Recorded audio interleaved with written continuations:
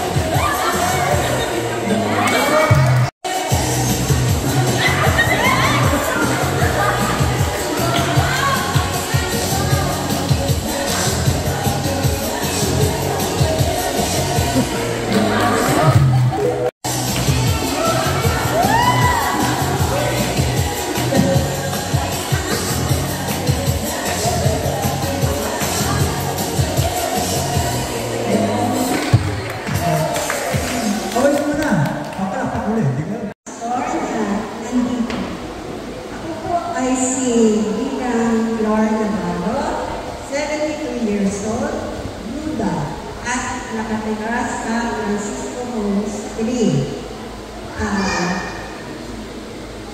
Ako ay magbabahagi sa inyo kung paano ako dinala ng Panginoon through Life Field Church. Pero bago yung camp natin ngayong gabi, nag-receive ako ng message kay Pastor Joel na nagsasabi na, Sis Lord, isa ikaw sa mag-testify kung paano nakilala ko ang Panginoon. Ako, since birth, ay isang Katoliko. Ito yung kinagisnan ko sa aking mga magulang. Pero as I grow up, na-realize ko na maraming mga katanungan na nabubuo sa aking isip. Isa sa mga ito ay yung tungkol sa revolto. Nagtatanong ako sa sarili ko, bakit sila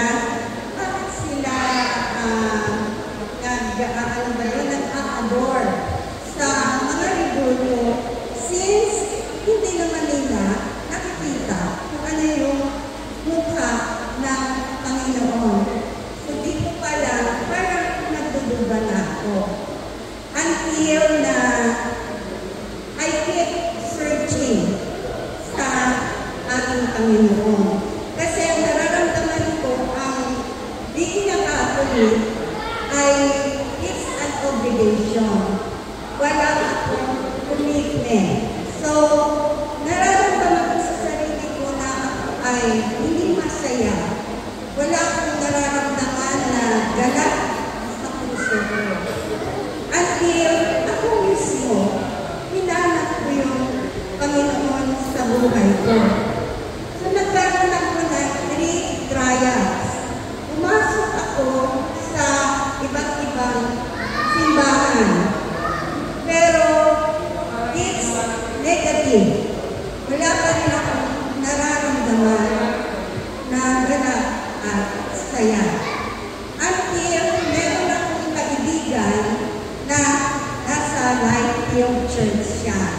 Ngayon ang sabi niya sa akin, ano ka umating ka sa church namin? Eh, sabi ko naman sa isip ko, baka ganun pa rin. Baka wala pa rin akong nararamdaman.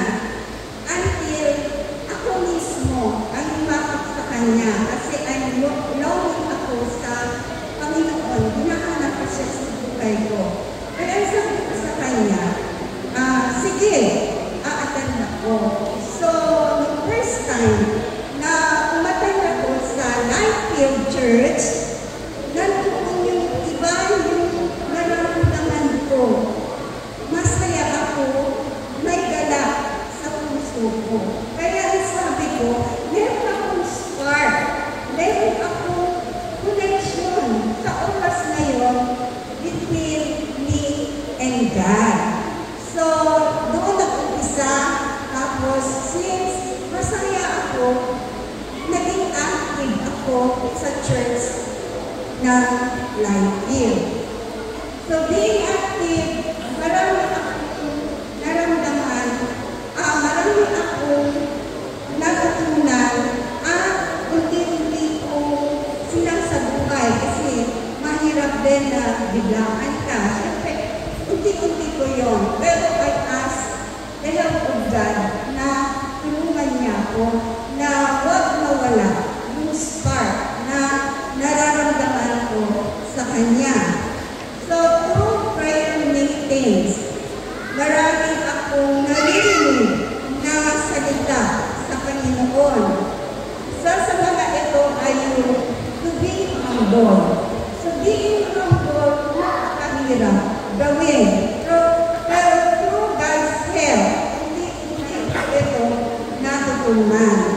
Pangalawa, yung be careful of your time.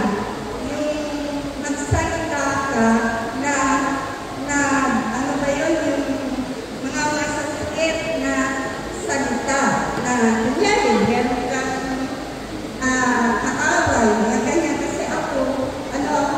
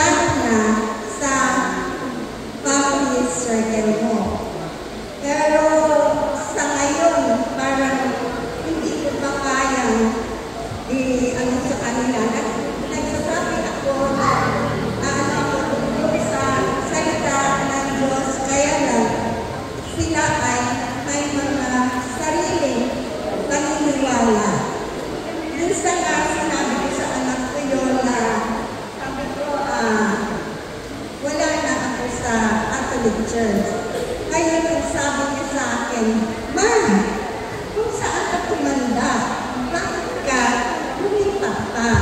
Pero sabi ko sa kanya, doon ako pinats ni Lord.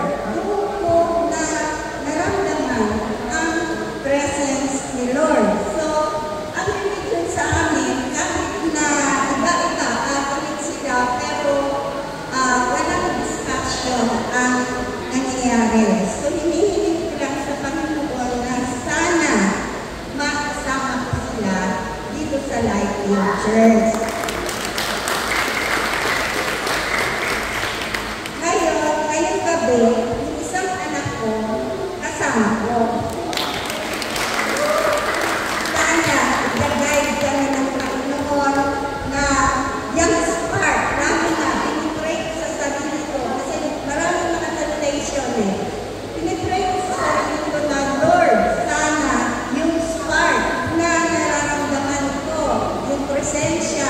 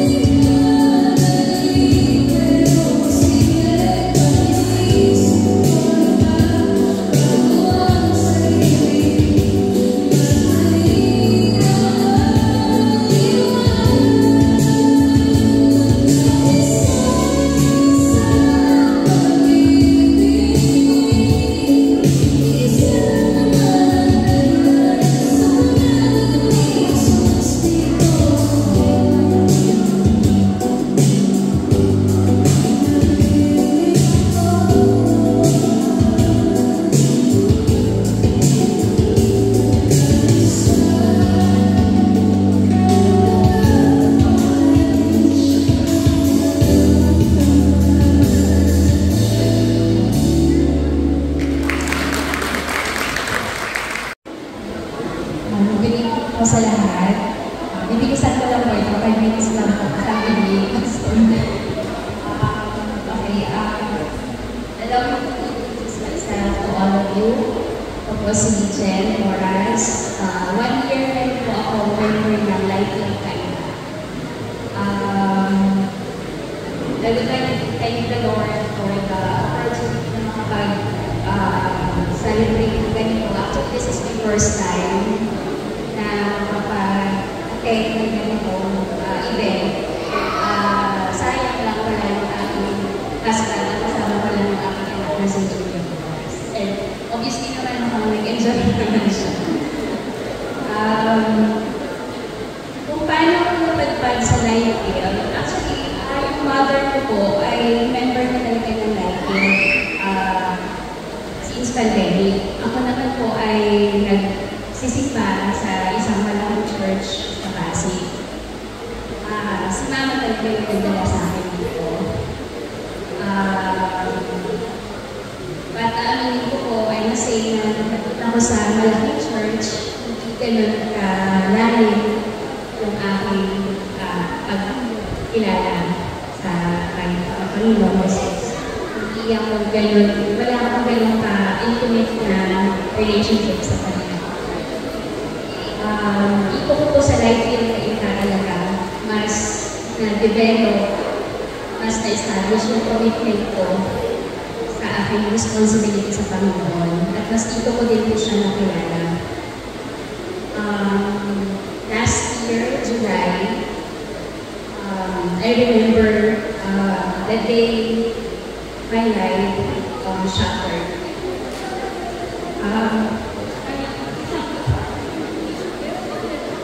Losing my child was one of the hardest things I've ever gone through. Opo, namatay ko yung aking. It was just a 2-year-old boy.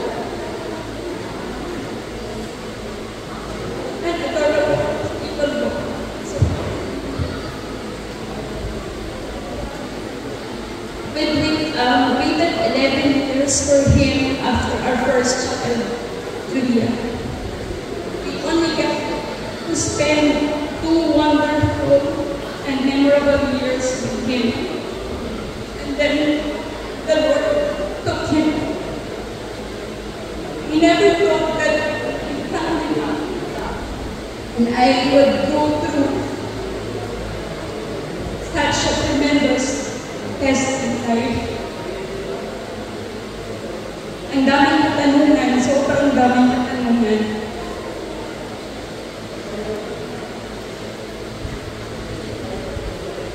I asked God, what went wrong to deserve this kind of pain?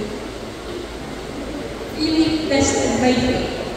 Dumating yung time na wala na po. Gana, lahat.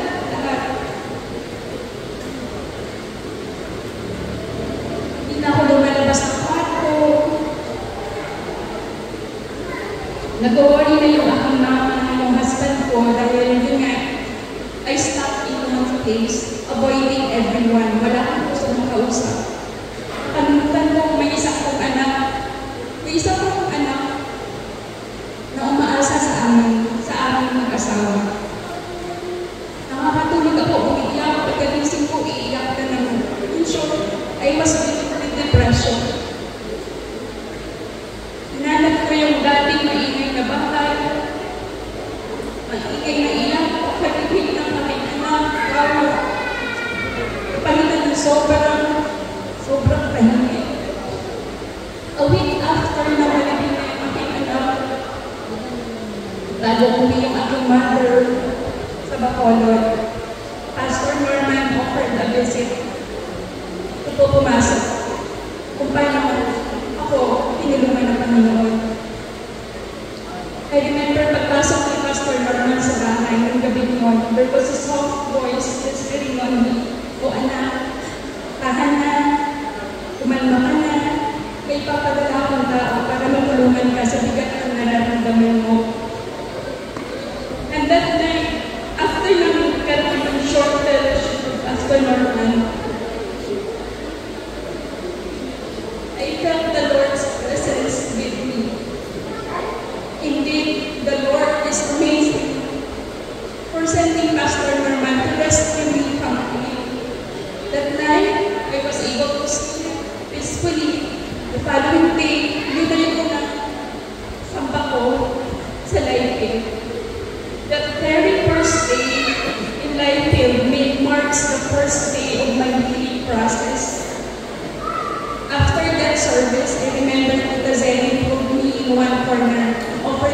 prayer, muli ramdam ko ang presensya ng Panginoon na nagsasabing, anak ko, tulungan ka lang ako ma-recover.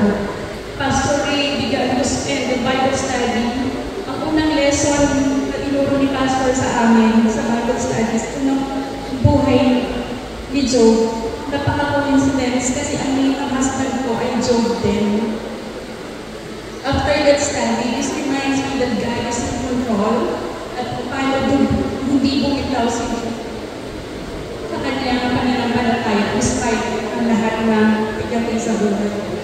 Nagkaroon din po ako ng commitment sa kapwa ko, lightly, led by Sister Beach, na nakakasama ko sa Bible study every Thursday. Hindi po ako active sa mga ganito noon, mga ganitong activity. Ako ay nasa malaking church pa.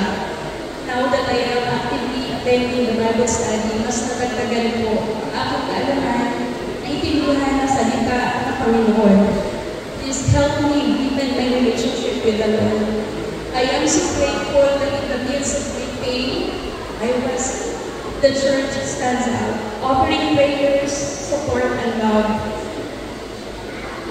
I began to heal. I learned to trust God again, knowing He is with me in my darkest moments. The church became a source of comfort, reminding me I'm not alone. God's word sustained me, especially Psalm 34, verse 18. The Lord is near to the brokenhearted and saves those crushed in spirit. And I up to this promise, and it became my rock. Today, I continue to grow in the Lord, finding purpose in sharing my story with others. The church remains a vital part of my journey, my healing journey, offering praise that genuinely cares. My child may began, but his memories lives on through the lessons I've learned, that the love I share to others. I'm forever grateful to God's goodness and the church love. It helped me transform my pain into purpose. And I'm living proof that God can turn even the darkest moments into something beautiful. And this morning, Julia and I participated in water baptism na pagtanggap sa Panginoong Jesus para aming personal na pagkakataon. Hopefully, next year, husband ko naman po. To God be all the glory.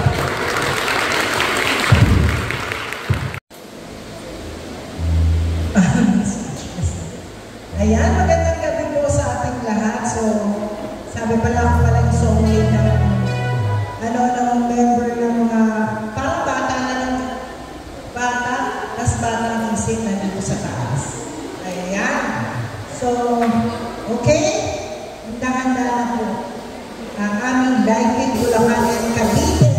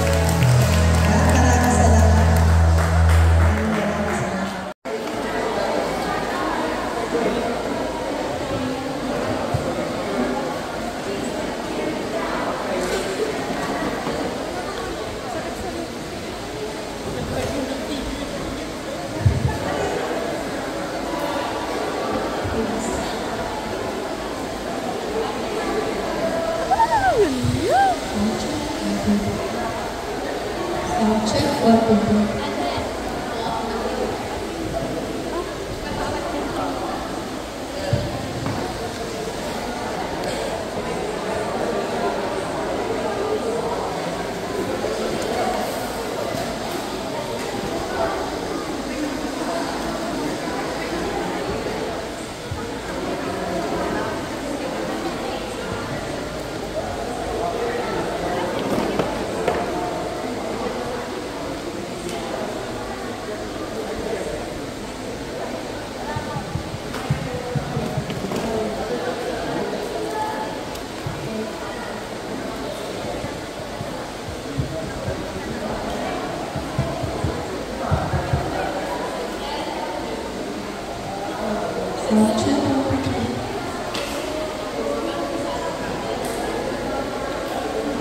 Hello.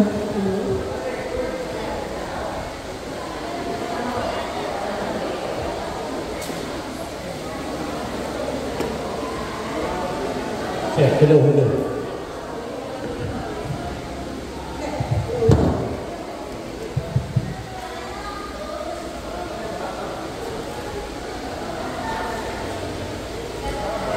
Hello, meron po.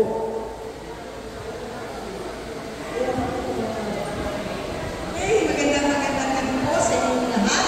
Wala ko gusto. Susunod lang po tayo sa sinasabi ng ating team ngayon. Buong araw, ang team natin, together we follow. Ang utos ay ginawa upang sundin. Sa bawat pagsunod, may kalakip na pagpapala. At sa bawat pagsuway, may katumbas na pagpapalo.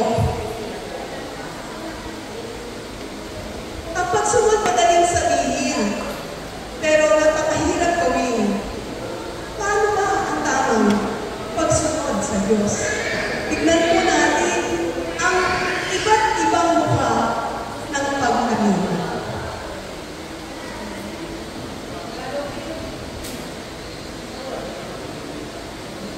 Dati akong empleyado. Senior na kaya retired na. Pero, hindi pa ko retired sa pag-aasikaso sa aking asawa bilang may bahay. Hindi pa ako retired para asikasuhin din ang aking mga anak. At may bago din akong ministry, apostolic ministry. Nag-aalaga ng mga apo. Sa Diyos, susunod ako.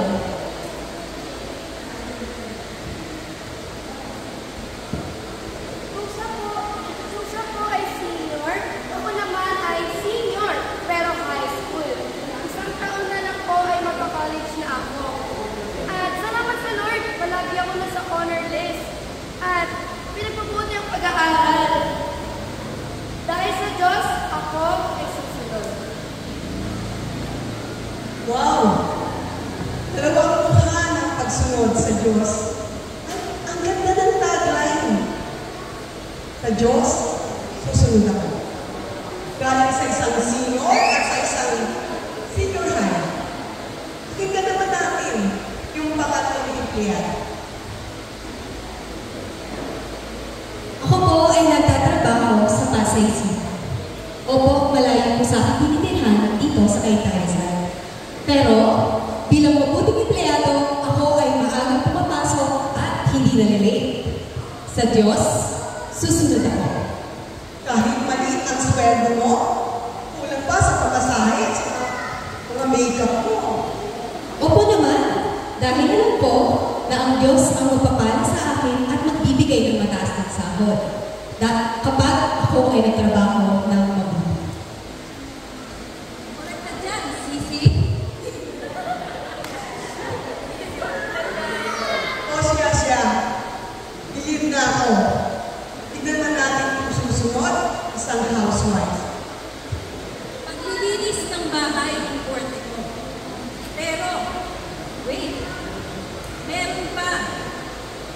Ang paglalaba at pagsasampay ang aking skills. Pero meron pa. Wait. Ang pagluluto ang aking major talent. Bukod pa dyan, pag-aasikaso sa aking mga anak at asawa ang pinagkakaabalahan ko. Kaya, napaka-busy ng tao. Kaya, wala akong panahon makipag-maritesan kahit kanino man.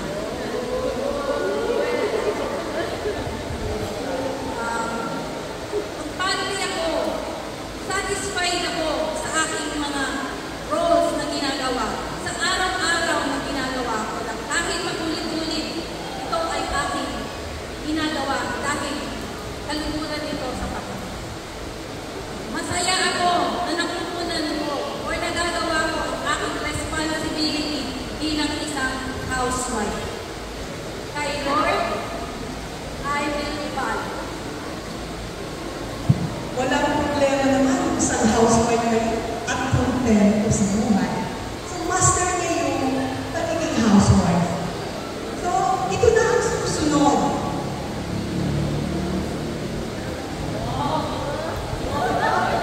Hello po. Hello po. Sino po sila? Ako po. Ako po ba? Ako po si Sarah. Sarah. Hindi ko alam. Ako po si Sarah.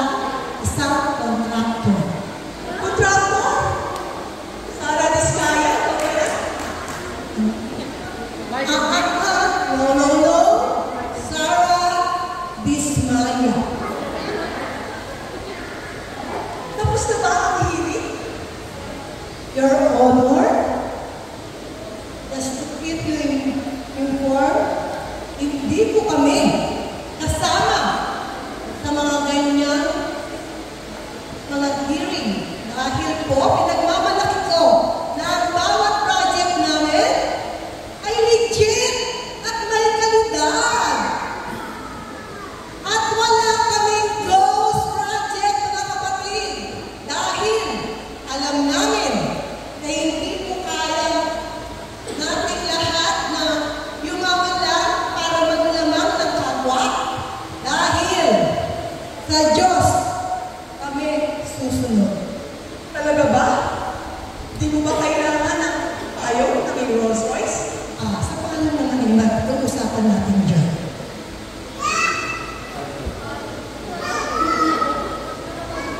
Dahil malapit ng Pasko, ako ay panatag na ang video ay magbibigay ng tayo maligayang Pasko sa ating lahat. Sa Diyos tayo ay susunod.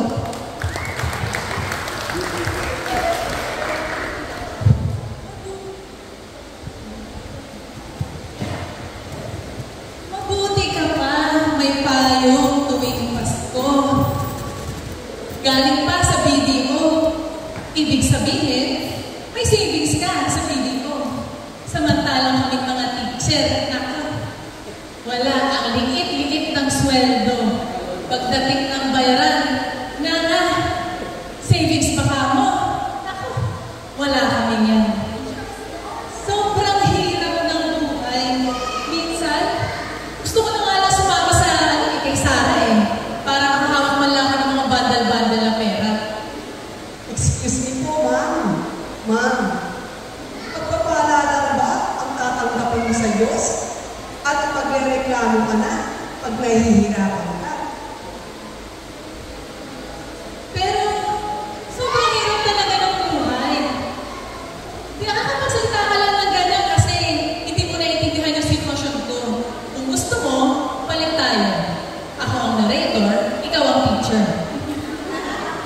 Ma'am, I feel you. Totoo ang pananalita mo. Kuha mo yan. Mahirap ang buhay. Pero mas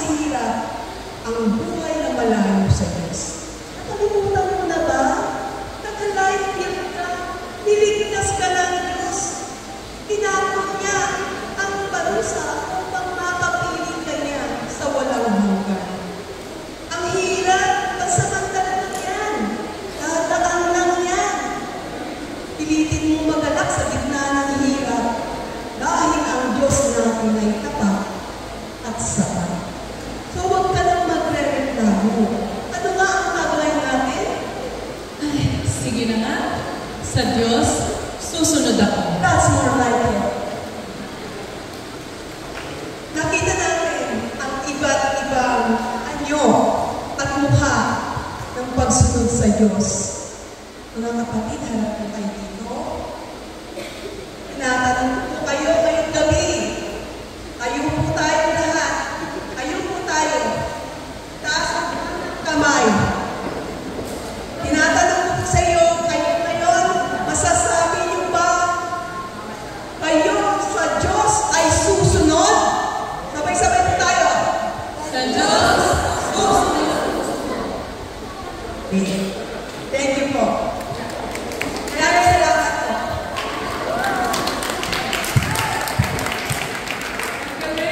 Salamat sa ating napakagaling na rate. Good evening po sa ating lahat. Kami nga po pala ang youth members po ng Lifefield na Botas. Wala po ba tayong mga kamay dyan? Palakpakan po natin po sila. Itong performance po namin is ilang weeks din po namin pinractice and pinaghirapan po ng mga youth members po ng church namin. Pwede ko po bang ma-invite ang lahat para po tumayo? Sige po tayo.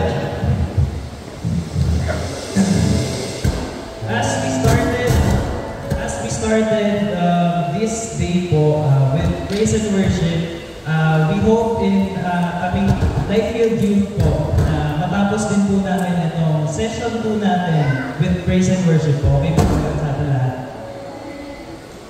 Okay po.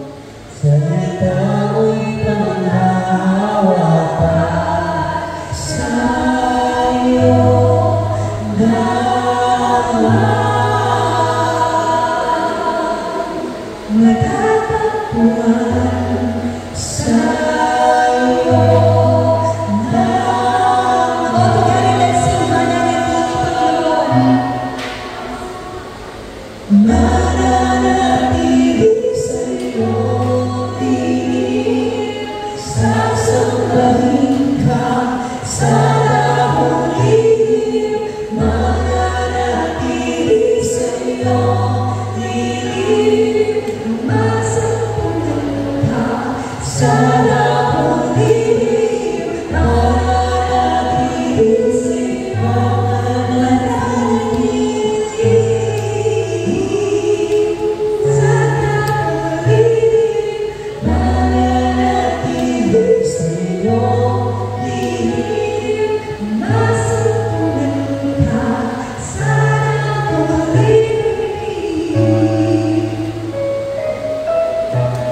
may pianista na anak. Thank you, Lord.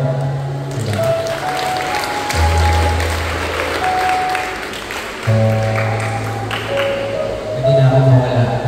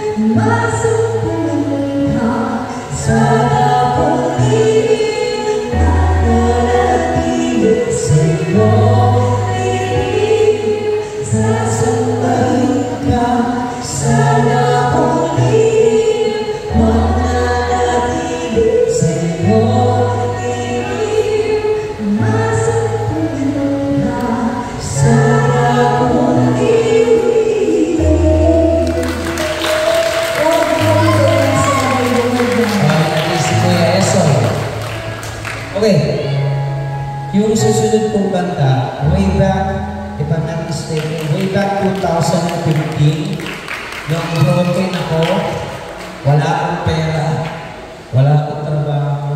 Kahit kayo wala akong pera. Hindi, matindi po yung pinagdaanan ko. Matindi, kaya nadamang-damang ko yung mountain talaga. Yung matindi. Bilang composer, kaya kung binigay sa akin ni Lord yung isang melody, hinabol ko ng hinabol. Kasi ganito yung composer, no? Pag binigay ni Lord yung isang nota, melody, kailangan ma-record mo agad. Kailangan maisulat mo agad. Bakit? Pag nawala yun, medyo mahirapan na ako. Kaya nung pagbigay niya ng melody, sabi ko, sige, susulat ko ito. Kaya, that time, walang-wala, mahirap. Nasa bubong lang minsan natutulog kasi di may church kami din sa Petro, binubutahan namin. Kaya, in love na yung nabuko ka, Lord. Despite of so many problems that I have, still, I remain standing by the grace of God. Kaya, nawa makarelate po kayo sa kanta nito. Grabe, kasi yung mga lyrics, para man sabayan yan po. Nasa desktop yung home po ang title. Ayan sa lower part, home, left side po. Ayan, thank you po. Kaya ang title na binigay sa akin ni Lord, ay hindi ko pinagmamalaki yan. Binigay na kayo din po, bibigyan din kayo. yung parang life verse, ito naman life song ko naman ko kay Lord. Now my life is just a crystal clear. Baka marinig din ko sa yung pinapromote ni Pastor. Melodies. I hope so. I hope so. Ito rin kayo kumanta pala. Now my life is just a crystal clear, knowing that you're here in my life. I found the joy in you, my Lord. You give me strength in times when I am weak, to face all alone, to be strong, have no fear. Hold me close, I'm here for you.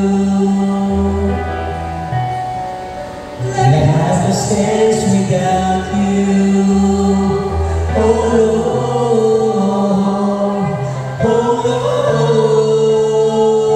Lord, I give you all my life, 'cause you're everything in me. I give you all my praise for amazing things I see in you.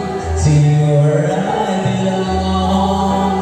Thank you for leading me to my highest home.